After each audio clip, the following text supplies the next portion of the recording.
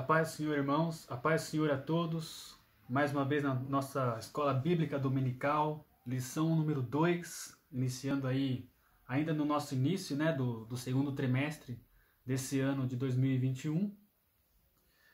Nossa lição de hoje, ela é intitulada Os Atributos de Deus. Lembrando aí que o tema geral também são os atributos de Deus, conhecendo a natureza, o caráter e a supremacia de Deus nas Escrituras.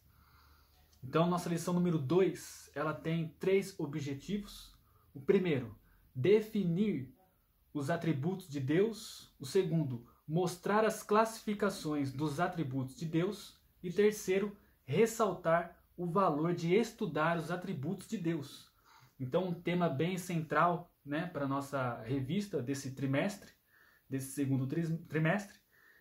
Eu vou ler, lembrando, irmãos, que a primeira lição, então, importantíssima, lógico, como todas as outras, foi ministrada pelo professor Jonas, uma excelente aula, e esse texto, essa lição, ela também dialoga muito, ela é muito conveniente que tenha como base, então, a primeira lição, tá bom? Então, o texto áureo da nossa lição diz o seguinte: ó profundidade das riquezas, tanto da sabedoria como da ciência de Deus. Quão insondáveis são os seus juízos e quão inescrutáveis os seus caminhos. Romanos capítulo 11, versículo 33. Verdade aplicada. Não é possível ao ser humano explicar ou estabelecer uma definição plena acerca de Deus. Os nossos textos bíblicos de hoje, eles vão enfatizar essa incapacidade humana em atingir a plenitude do ser de Deus. A nossa mente, a nossa compreensão é limitada demais, de todos os seres, né?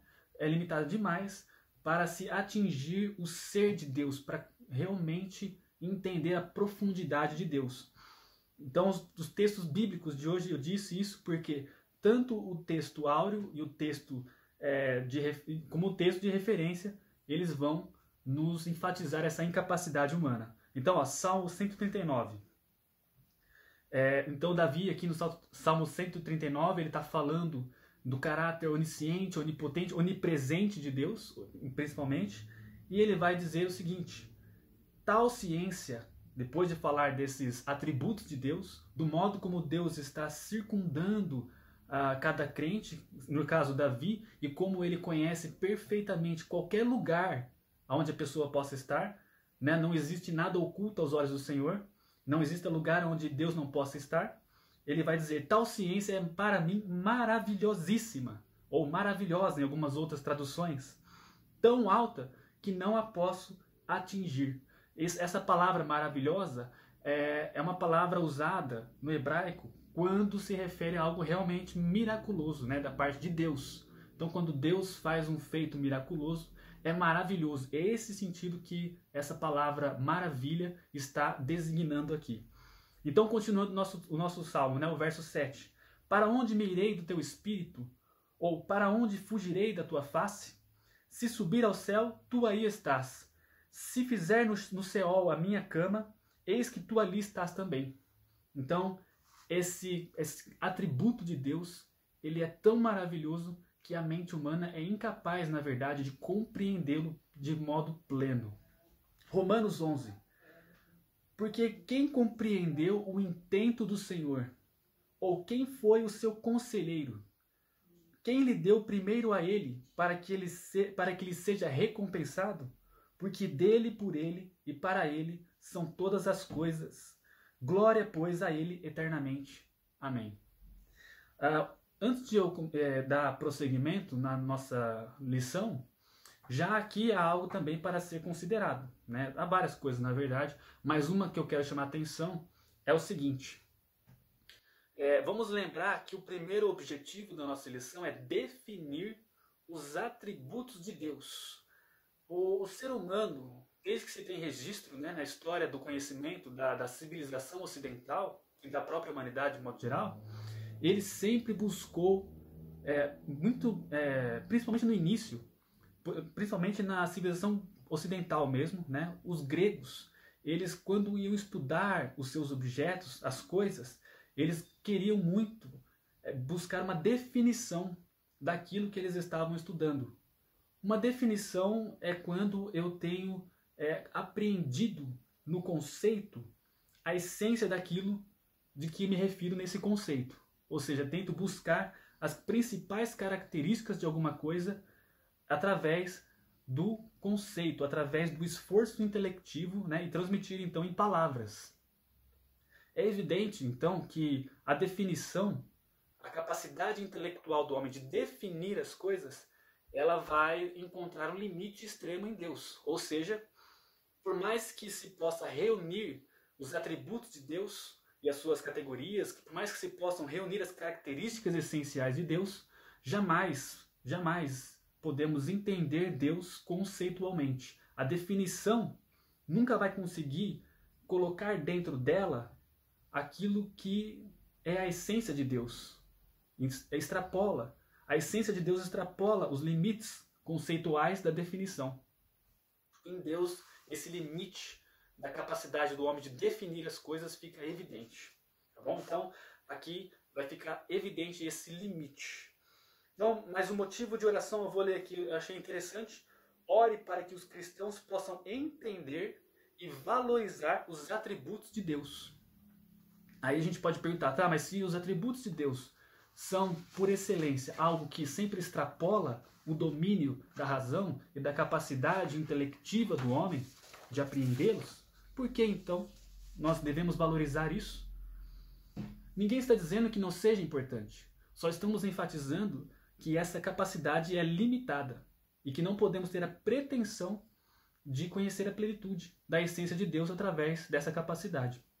Mas ela é importante, ela faz parte do nosso esforço também de se aproximar de Deus, como também nós vamos ver mais adiante nessa lição. Introdução. Neste estudo, abordaremos alguns atributos de Deus, pois seria impossível relatar ou estudar todos. Não se tem a pretensão de esgotar o assunto, tal a nossa pequenez frente aos mistérios do Todo-Poderoso, o Eu Sou. Mistério. Muitas coisas são misteriosas, mas nem todas são misteriosas como o nosso Deus.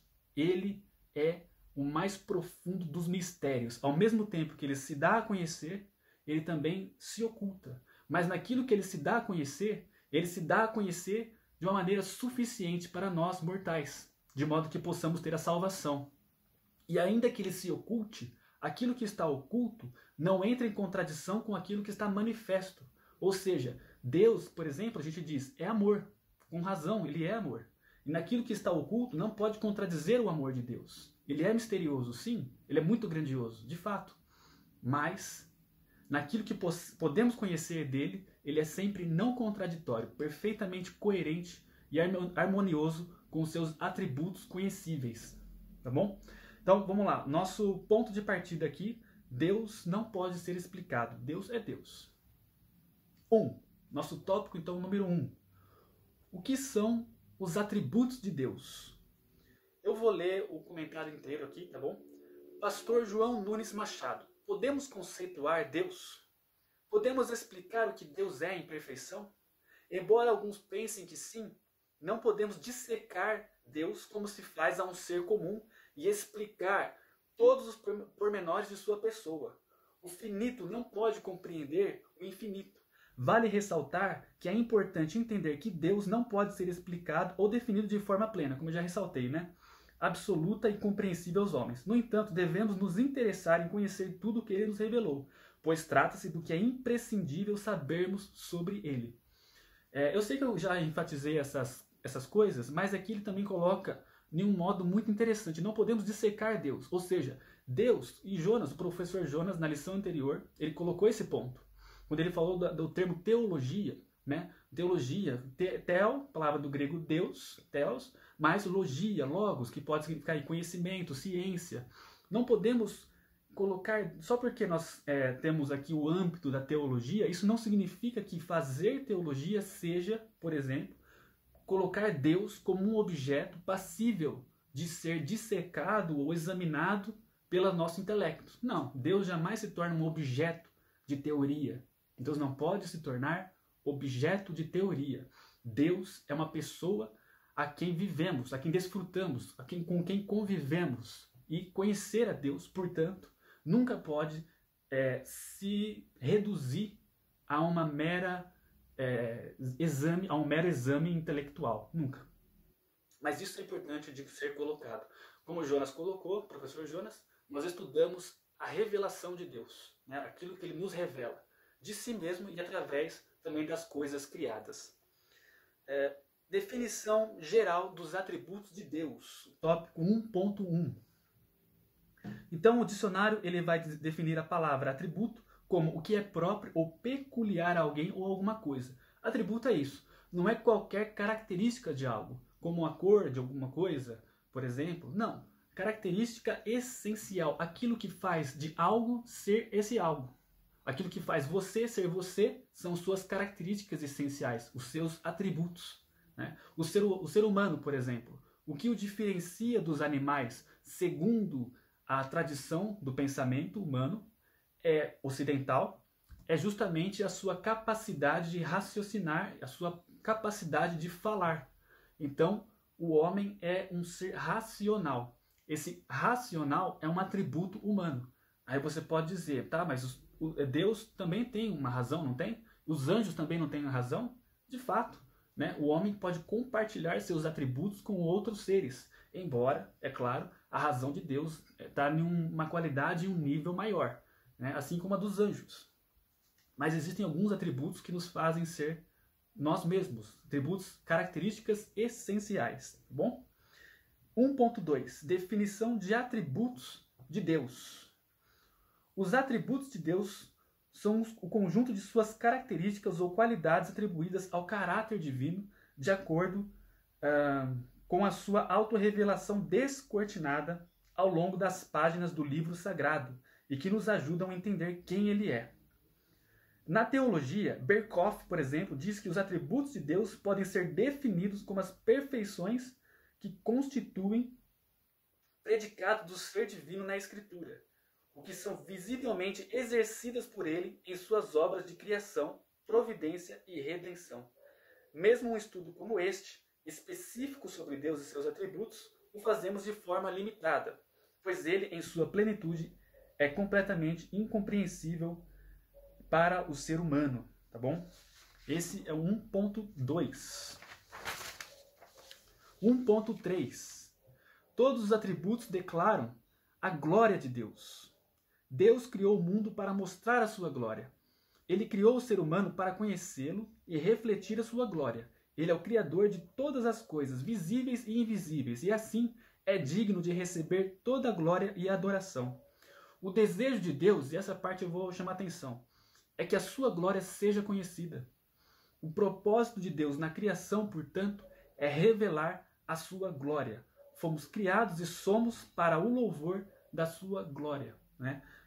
Em primeiro momento, a gente pode dizer o seguinte: Deus, aqui nessa fala, se alguém não entende, alguém de fora, alguém que tem uma perspectiva externa e não propriamente um cristão, ele poderia entender, bom, se é assim, se Deus criou todo mundo para a sua glória, para glorificá-lo, então me parece que esse Deus é um Deus narcisista, que ele quer apenas ser glorificado e é o que importa para ele.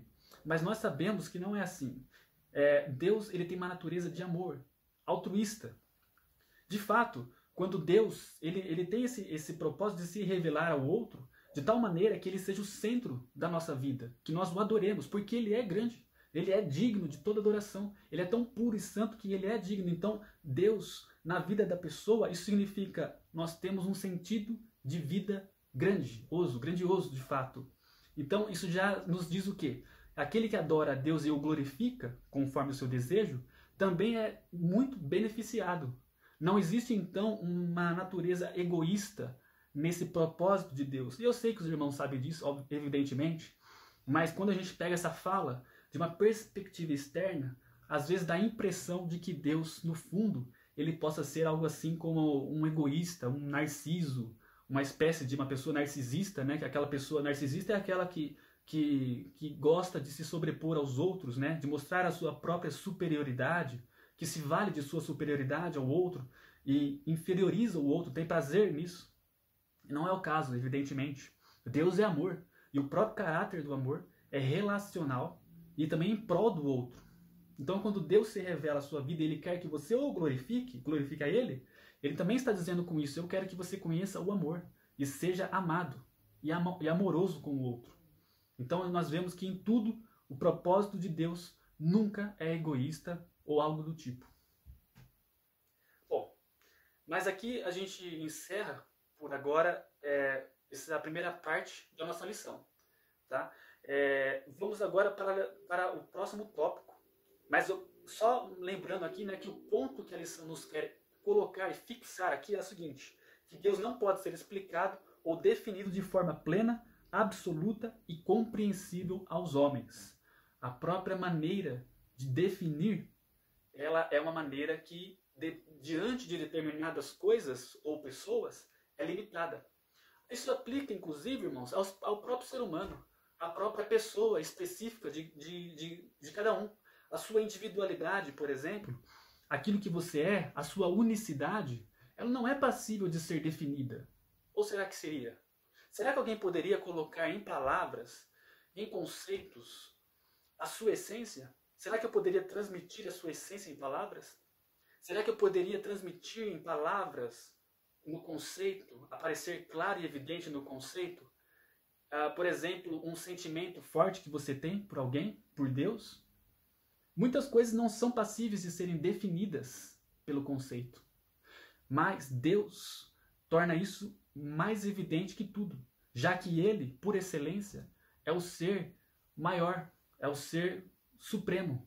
Então o ser supremo é aquele que está elevado acima de tudo e, portanto, escapa à tentativa e à pretensão do conceito, do esforço intelectivo, querer colocar tudo dentro de si, aquilo que pertence a Deus. Porque definir é isso, é dar limites, é fazer os contornos, né, como se você colocasse os contornos de algo até formar a figura dele e pronto. Agora você tem a imagem disso que você está querendo entender. Definir é isso. Você coloca todas as características essenciais desse algo até formar a imagem completa dele. Mas Deus não pode ser definido completamente. Até porque Ele excede toda a imagem. Né? Não existe nem imagem para se referir a Deus. Ele é o Deus invisível. Agora sim, vamos para a próxima lição. Agora 2. As categorias dos atributos de Deus. Lembrando que esse é um trabalho conceitual que nós estamos fazendo aqui. Né? É um trabalho que realmente pertence ao esforço científico, ou teológico, ou filosófico. Né? Os gregos faziam muito isso. Né? Eles tinham essa tendência de classificar, sobretudo Aristóteles, ele tinha essa tendência de classificar, ordenar os entes, as coisas, os objetos, e tanto separando as características essenciais, quanto fazendo uma relação, colocando elas dentro de categorias. E isso realmente é algo útil, né, para estudar as coisas, é válido, é um esforço válido. Mais uma vez, nós não estamos negando, rejeitando, criticando esse esforço intelectual. Né? E eu falo dos gregos porque depois a igreja, nos séculos, né, da filosofia medieval, ela recebeu a filosofia grega, a incorporou e a aplicou no seu estudo das escrituras. E isso nos influencia hoje. Isso chega até nós de maneira muito forte hoje, ainda hoje. Mas nós temos essa clareza de que o esforço intelectivo por si só, ele não pode ser plenamente frutífero no conhecimento de Jesus Cristo. Justamente porque Deus, Jesus, ele excede a capacidade meramente humana. Mas vamos falar um pouco mais disso mais adiante. Então, as categorias dos atributos de Deus. Então, para facilitar a compreensão dos atributos de Deus, a teologia dividiu-se em duas categorias. Dividiu os atributos em duas categorias. Atributos incomunicáveis e atributos comunicáveis. Os incomunicáveis são aqueles que Deus não compartilha com nenhuma criatura e são exclusivos, né? E os comunicáveis são aqueles que Deus compartilha, então, pelo menos em certa medida, como diz o texto, com o homem. E nós vamos ver, aqui ele vai separar já quais são esses atributos. Então eu já vou partir para o tópico 2.1. Mas lembrando então, Deus compartilha certos atributos e outros não. Outros são apenas de Deus. E mesmo os que ele compartilha, eles o compartilham em certa medida, não de maneira plena, né? Não de modo total. Porque esses atributos, de modo total, pertencem apenas a Deus. Porque ele é o ser supremo, em quem esses atributos eles estão presentes de maneira suprema. Até aqui muito lógico, certo? Bom, 2.1. A existência de Deus não se discute. Esse é um tópico muito interessante, né? Eu vou ler então, acho que a maior parte do texto aqui. A existência de Deus é um pressuposto além de qualquer dúvida. Não se discute aqui a existência ou não de Deus, pois pela fé cremos na existência dele. Ele existe por si mesmo e não depende de nada para sua existência contínua.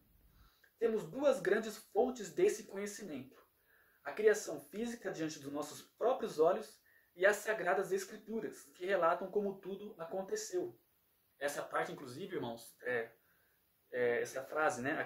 Temos duas grandes fontes desse conhecimento: a criação física diante dos nossos olhos e as Sagradas Escrituras. Esse tema da fonte do conhecimento também foi tratado na lição anterior, no professor Jonas ministrou, né, onde ele fala ali da revelação geral e a revelação especial. Se os irmãos quiserem, se porventura os irmãos não viram a lição, façam, né, vejam a lição e ele vai tratar disso. Bom, continuando. Portanto, para conhecermos o que o próprio Deus revelou acerca de si, é fundamental a fé. É muito interessante esse tópico porque hoje em dia, numa sociedade onde as ciências são tão presentes, a postura intelectual, né, ela é tão presente, muitas vezes muitas vezes as pessoas têm uma certa necessidade de querer provar Deus. Inclusive, esse intuito de querer provar Deus, não pela fé, mas pela lógica, foi um projeto, um intento que também a igreja primitiva, a igreja, enquanto receptora da filosofia grega, intentou, né? Então a filosofia medieval, em grande parte aí da igreja mesmo cristã, ela tentou isso, ela tentou provar Deus, ela tentou dar argumentos que provassem a existência de Deus. Mas nós vemos aqui a fé, ela é fundamental. Por que não se discute? Por que não se discute a existência de Deus? Vamos tornar a existência de Deus apenas um dogma, né? Mas nós sabemos que quando ele fala aqui que a existência de Deus é um pressuposto além de qualquer dúvida, essa afirmação, ela não é uma afirmação meramente lógica também. Ela diz algo sobre a nossa experiência de vida, né? Porque ela diz, porque o pressuposto, como os irmãos sabem, é aquilo que está posto previamente, né? Se eu digo, olha, o Brasil realmente é um país muito bom, né? Qual é o pressuposto, né? O que está posto previamente? Que eu conheço o Brasil, que eu já tenho uma vivência com o Brasil, uma relação com o país Brasil. Então, qual que é o pressuposto de dizer que Deus não está acima de qualquer dúvida, né? A existência de Deus está acima de qualquer dúvida? Que eu fui tocado pelo Espírito Santo, que eu fui tocado pela palavra de Deus e isso produziu fé em mim. É uma experiência espiritual. Somente o Espírito pode colocar no seu espírito essa fé em Deus. Então esse é o pressuposto aqui. Então houve um toque, houve um encontro. Essa verdade ela foi transmitida a você de modo espiritual. E através dessa transmissão é que você pode dizer, Deus existe. Eu não preciso ficar então me adentrando nos labirintos da razão, por assim dizer. Eu não preciso ficar me preocupando com articular argumentos puramente lógicos para que chegue então a convicção de que Deus existe. Não. A gente vai ver a Bíblia nos ensina. A Bíblia não vai fazer um tratado sobre a existência de Deus, querendo provar Deus. Não, a Bíblia fala, Deus apareceu ao homem. Deus desceu, Deus fez o mundo e apareceu ao homem. Desceu à terra e se fez presente ali. O que culmina em Jesus Cristo, que é Deus conosco. Então o Espírito Santo nos ensina a existência de Deus. Ele testifica o nosso espírito da sua existência. E é um ponto interessante. Porque se fosse uma coisa puramente lógica, nós teríamos o quê? Uma verdade evidente, evidente logicamente, e dela nós derivaríamos consequências lógicas. Faríamos um sistema lógico. Mas o nosso pressuposto não é teórico. O nosso pressuposto é vivo e é espiritual. É um encontro com Deus, é o toque do Espírito Santo.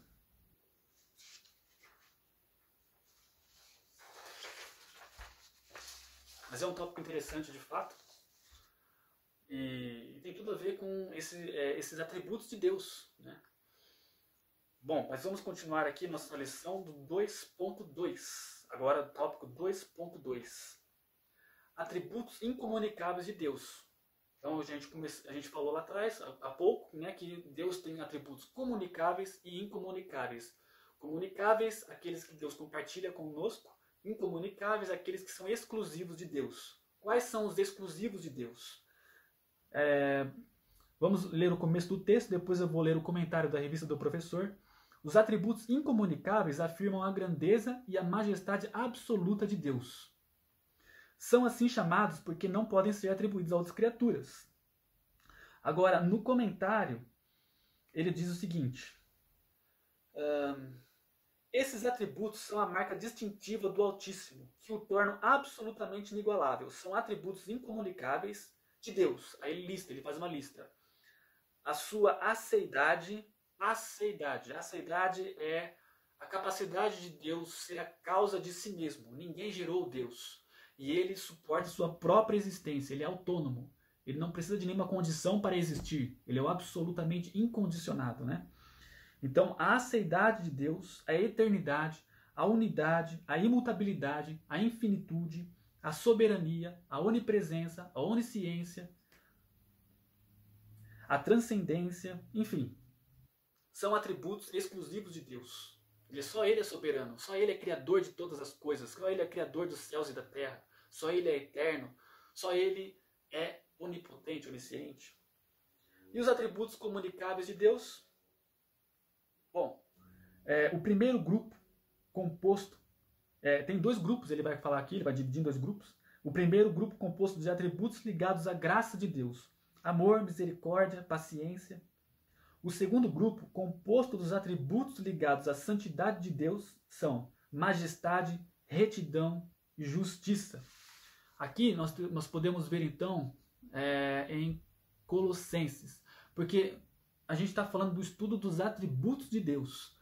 Quando nós falamos de conhecer os atributos de Deus, nós não estamos falando apenas de algo tão meramente assim, lógico, intelectivo, conceitual. Também se trata sempre de uma relação viva. Nós vamos ver isso aqui um pouco mais adiante. Conhecer não é apenas uma relação puramente intelectual, mas também envolve uma relação viva. Colossenses capítulo 3. Colossenses capítulo 3, ele vai falar um pouco do como o cristão convertido, né, como uma nova criatura, ele deve voltar para as coisas do céu, deve ficar esperando pelo reino de Deus, e como alguém transformado, e como alguém que agora está em Cristo, é uma pessoa que deve também se revestir. Ele diz aqui no capítulo 3, versículo 12. Revesti-vos, pois. Esse pois é justamente fazendo referência ao que ele já falou. Ou seja, se vocês estão renovados pelo conhecimento do Senhor Jesus Cristo, segundo a imagem daquele que os criou, se vocês agora são essa nova criação que espera pelo novo céu e nova terra, se vocês são esses, então se revistam então como eleitos de Deus, santos e amados, aos atributos de Deus começando, de entranhas de misericórdia, de benignidade, humildade, mansidão, longanimidade. Então ele vai falando alguns atributos que são de Deus. Você pode se revestir desses atributos, mas qual é a condição? Qual que é a condição de possibilidade para isso? O que é necessário para que isso aconteça? Que você seja essa nova criação, que você seja então transformado pelo Espírito. Então, conhecer a Deus também é essa relação viva. Você pode tanto estudar sobre os atributos, reunir as suas características e ver como se aplicam nos casos, como também se concentrar neles, mas dentro de uma relação profundamente pessoal. se revestindo, essa palavra é importante aqui, se revestindo então dos atributos de Deus. Isso também é uma forma de conhecer a Deus. Conhecer os atributos de Deus é, acima de tudo, se revestir desses mesmos atributos. Existe um momento onde nós vamos pensar sobre eles, pensar os atributos, e existe outro momento onde nós vamos nos encher deles. E mesmo assim, quando você está em um esforço apenas intelectual, isso também pode te edificar espiritualmente. Nós vamos falar um pouco mais disso adiante. Um pouco mais adiante. Então, os atributos comunicáveis e incomunicáveis aqui foram já então listados, certo?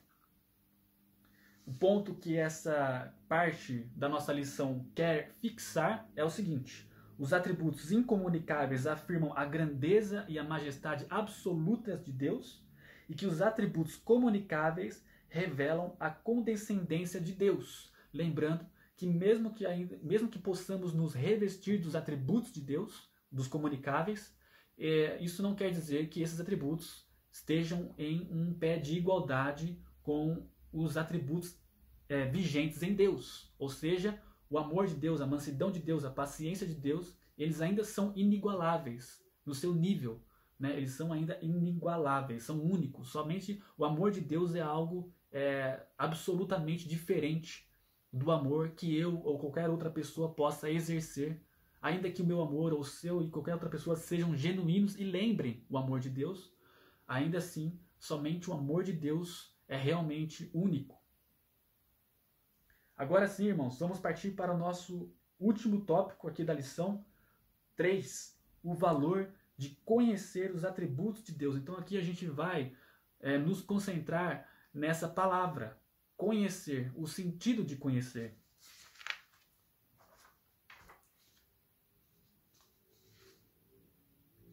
Eu vou ler só o texto aqui inicial do 3. Desde os primórdios até atualmente, o homem vem procurando Deus e querendo saber quem ele é.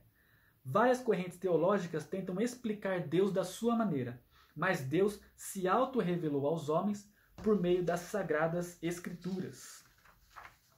É nas páginas da Bíblia Sagrada que conhecemos Deus. A natureza de Deus se revela pelos seus atributos. É interessante que ele coloca essa parte aqui. Muitas teologias tentam explicar Deus à sua maneira. Né? Então cada um tem um modo peculiar. E nesse modo peculiar de explicar Deus, existe um perigo de você tentar racionalizar demais a sua explicação. E aí Deus acaba se tornando um objeto de teoria. 3.1. Conhecendo os atributos de Deus. Conhecendo os atributos de Deus, podemos saber mais quem Ele é. Ao estudarmos os atributos de Deus, veremos como é que Deus age em relação à sua criatura, pois Deus é uma pessoa e tem interesse de se relacionar com o homem que Ele mesmo criou. É necessário que nos aprofundarmos mais e mais conhecendo o Senhor Deus. O profeta Oséias, vai ser muito importante aqui para a gente, a lição, né? Ele nos incentiva com as seguintes palavras: conheçamos e prossigamos em conhecer o Senhor. Como a alva será a sua saída, e Ele a nós virá como a chuva, como chuva serôdia que rega a terra. Nenhum preparo intelectual, nenhuma experiência humana substitui o conhecimento da palavra de Deus em sua simplicidade, pureza e verdade. Então isso é muito importante, né? Nenhum preparo intelectual, nenhuma experiência humana substitui o conhecimento da palavra de Deus em sua simplicidade e verdade. Aqui, irmãos, quando Oséias fala conheçamos e prossigamos em conhecer o Senhor, né, uma das denúncias aí que o profeta Oséias faz, né, na sua época ao povo de Israel é que o povo tinha deixado de conhecer a Deus e a lei do Senhor. Né? Então, mas esse conhecer a Deus, ele não é apenas conhecer a lei de Deus, de ter em mente os preceitos, os ordenamentos, os mandamentos de Deus. É isso também, e muito importante isso. E é um conhecimento também de ordem pessoal. Essa palavra conhecer, na verdade, ela é uma palavra que pode ser usada em muitos sentidos. Ela é ampla nas suas possibilidades de significação. Então, apenas mediante o contexto é que nós vamos conseguir aí um sentido mais específico, né? Conhecer aí com mais clareza esse sentido que a palavra, nesse caso, ela está apontando. No caso de Oséias, ele está apontando, ele fala das leis do Senhor, ele fala em como o povo deixou de buscar a Deus também. Então, essa palavra, ela também pode se referir, por exemplo, a esse conhecimento pessoal. Ah, você conhece fulano? Você conhece essa pessoa? Quando esse conhecer, evidentemente, é se você já tem uma relação, né, de familiaridade com essa pessoa, uma convivência mínima que possa lhe dizer, né, que possa lhe permitir dizer, conheço essa pessoa. Isso é algo que Oséias também está dizendo aqui. Ele está apontando para isso. Vocês não estão tendo essa familiaridade com Deus, não querem ter essa intimidade com Deus. Ainda esse tópico, né, desse conhecer, nesse sentido, tanto conhecer, nesse sentido mais vivo e pessoal, mas sem excluir esse nível intelectual. Essa é uma coisa que essa lição nos passa, né? Acho que é legal, essa lição ela é boa por causa disso. Quando nós aprendemos a lição, no motivo de oração, ela diz que os irmãos, que os cristãos possam valorizar o conhecimento dos atributos de Deus. Ela envolve esse conhecimento mais pleno, que é o que a gente vai falar mais adiante, que não exclui a parte intelectiva, mas enfatiza a importância da relação pessoal.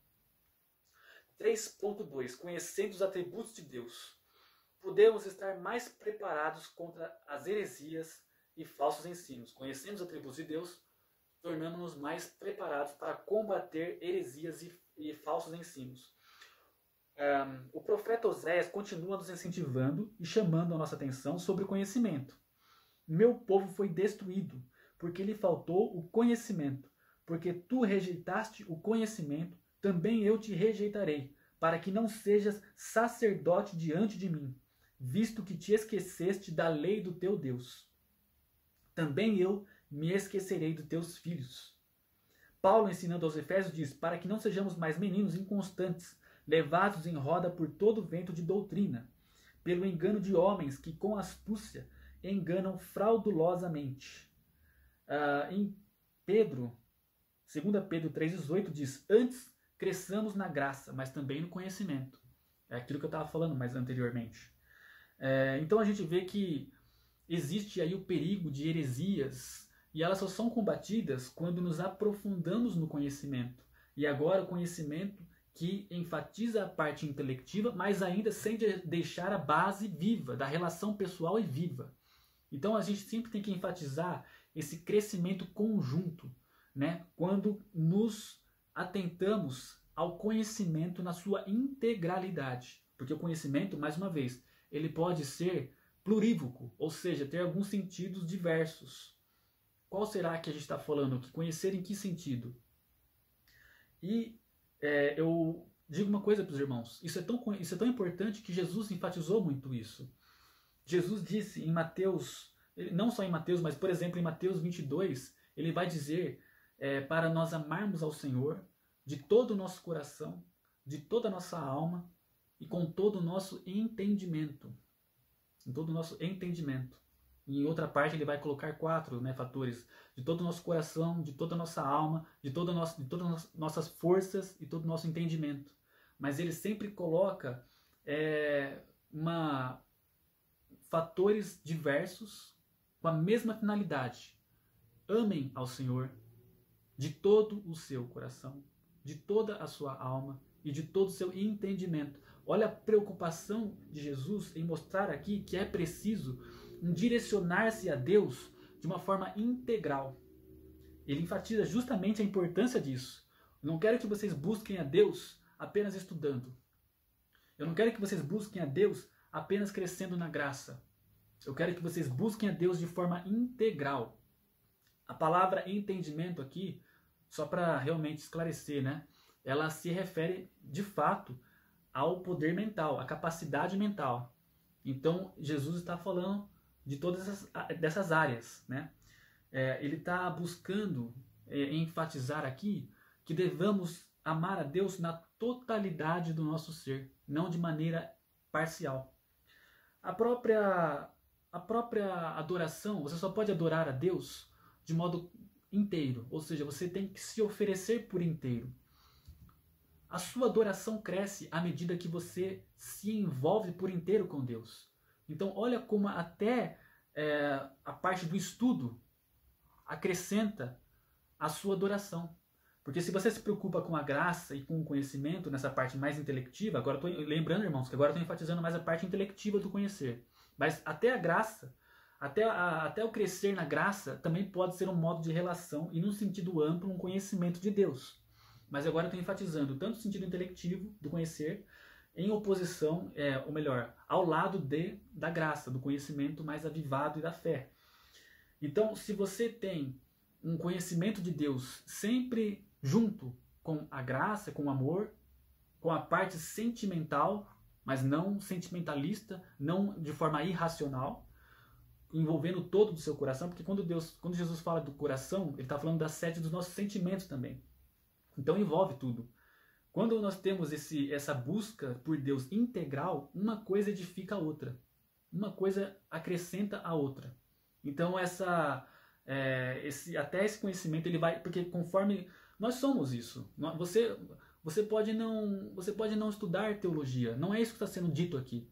Deus separa as pessoas certas da obra dedicadas a combater heresias, por exemplo, heresias teológicas, heresias da doutrina. Ele vai separar as suas pessoas para combater especificamente esse mal. Não está dizendo que todos vão ter que se deter, se aprofundar num assunto da doutrina, teológico, para combater heresias. Não. Todos têm que se envolver sim com a doutrina, com a parte mais intelectual, envolver-se até certo ponto, para você entender bem o que faz você ser um assembleiano, por exemplo. Né? Qual é a declaração de fé de um assembleiano? O que faz ser mais básico ainda, o que faz ser um cristão protestante? Né? Isso é bom de a gente se envolver com isso. Né? Mas não está se dizendo aqui, não está sendo dito aqui que todos precisam ser teólogos ou se aprofundar demais, não. Mas todos nós temos uma parte sentimental, uma parte mais avivada na graça, uma parte mais intelectual, uma parte mais de força mesmo, de atitude, quando se trata de buscar a Deus. Todos nós. Até que ponto você vai se envolver intelectualmente, por exemplo, é uma coisa mais relativa à sua personalidade. Cada um tem as suas aptidões específicas. Mas o fato é que todos devem se envolver integralmente com a palavra de Deus, com o conhecimento de Deus, com o próprio Deus. Isso é o que essa lição quer nos enfatizar. E Jesus, quando ele fala isso, ele fala de algo já dito em Deuteronômio 6, versículo 5. Vou até ler o 4 antes. Ouve, Israel, o Senhor nosso Deus é o único Senhor. 5. Amarás, pois, o Senhor teu Deus de todo o teu coração, de toda a tua alma, de todas as tuas forças. E a Septuaginta, que é a versão grega, a tradução grega do Antigo Testamento, algumas versões da Septuaginta acrescentam entendimento também essa passagem, tá bom? Então vamos para o 3.3, irmãos. Agora sim é o nosso último subtópico aqui da lição. Conhecendo os atributos de Deus, podemos dar-lhe a verdadeira adoração. Segundo a Bíblia de Estudo Pentecostal, diz o seguinte: devemos comparecer diante de Deus com total sinceridade e num espírito disposto e cheio de ânimo, dirigido pela vida e atividade do Espírito Santo. Uma frase bonita. A adoração deve ser prestada de conformidade com a verdade do Pai, que se revela no Filho e se recebe mediante o Espírito Santo. Aqueles que propõem um tipo de adoração que ignora a verdade e as doutrinas da palavra de Deus desprezam no seu todo o único alicerce da verdadeira adoração. Então era aquilo que eu estava falando, eu acho que eu adiantei um pouco, né, esse tema. Né? Adoração sempre envolve inteireza, totalidade. E você, como um ser total, você tem essas dimensões diversas, que elas se unem. Dimensão mais sentimental, a dimensão mais viva do relacionamento, a dimensão da atitude, do esforço, né, da vontade, e também a dimensão do intelecto, do pensamento. Você é um conjunto unitário dessas dimensões. Então, para você amar a Deus de modo inteiro, é preciso que você envolva essas diferentes dimensões no seu relacionar-se com Deus. É isso. Isso que a lição nos quer pontuar aqui, extremamente válido. Né? Extremamente válido. Então esse é o ponto que ela quer fixar. Ao conhecer os atributos de Deus, podemos saber mais quem Ele é. Podemos estar mais preparados contra heresias e falsos ensinos. E podemos dar-lhe verdadeira adoração. Lembrando que mesmo quando estamos então na parte intelectual do estudo, né, do conhecimento de Deus, essa parte ela já deve ser edificada previamente pelo toque do Espírito Santo, pela relação viva com Deus. E também a relação viva e pessoal com Deus, essa relação, né, de buscar mais a Deus no contato efetivo com Deus, também ela é edificada pelo seu crescimento intelectual. O crescimento intelectual também edifica.